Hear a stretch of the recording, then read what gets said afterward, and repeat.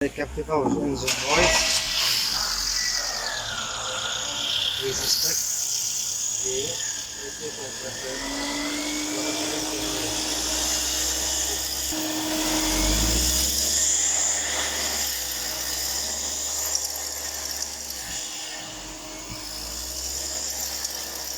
turn it off.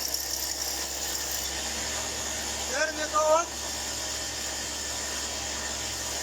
Hold on.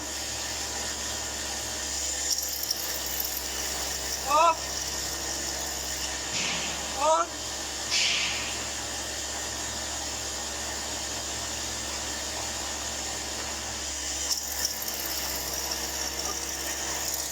Okay, that's enough.